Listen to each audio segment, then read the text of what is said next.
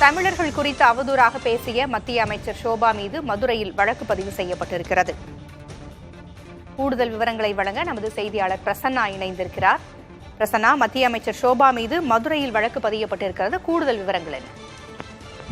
பூங்குழலி, கர்நாடக மாநிலம் பெங்களூருவில் செயல்பட்டு வரும் ராமேஸ்வரம் கஃபே உணவகத்தில் மார்ச் 1ஆம் தேதி குண்டுவெடிப்பு சம்பவம் நடைபெற்றது. இதில் உணவக பணியாளர்கள் 2 பேர் உட்பட 10 பேர் படுகாயமடைந்திருந்தார்கள்.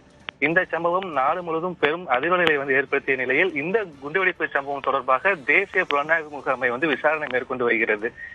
இந்த நிலையில்தான் மத்திய வேளாண் இணை அமைச்சர் ஷோபா அவர்கள் பெங்களூரில் நடைபெற்ற செய்தியாளர் சந்திப்பில் பெங்களூரில் இந்த ராமேஸ்வரம் கஃபேயில் நடைபெற்ற இந்த குண்டுவெடிப்பு சம்பவத்திற்கு தமிழ்நாட்டில் இருந்து வந்தவர்கள் தான் காரணம். தமிழ்நாட்டில் இருந்து வருபவர்கள் வெடிகுண்டு தயாரிக்க பயிற்சி எடுத்து உணவகத்தில் குண்டு வைத்ததாகவும் அவர் கூறியிருந்தார்.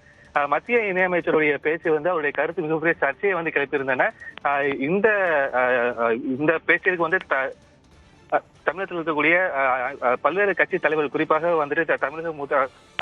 தமிழக முதலமைச்சர் மு.க. ஸ்டாலின், அதே போல் தமிழகத்துடைய எதிர்க்கட்சி தலைவர் எடப்பாடி பழனிசாமி அவர்கள், அதே போல் விளையாட்டுத்துறை அமைச்சர் உதயநிதி ஸ்டாலின் ஆகியோர் அனைவருமே கடும் கண்டனத்தை தெரிவித்திருந்தார்கள்.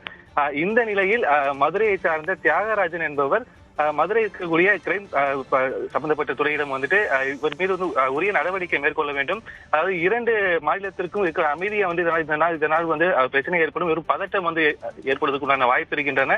எனவே இவர் மீது சட்ட நடவடிக்கை மேற்கொள்ள வேண்டும் என்கிற விஷயத்தை வலியுறுத்தி புகார் கொடுத்திருந்தார். இவருடைய புகாரின் அடிப்படையில் தற்பொழுது இணையமைச்சர் மீது 4 பிரிவின் கீழ் வழக்கு பதிவு செய்யப்பட்டிருக்கின்றன. பூங்குழலி, தகவல்களை வழங்கியமைக்கு நன்றி பிரசன்னா.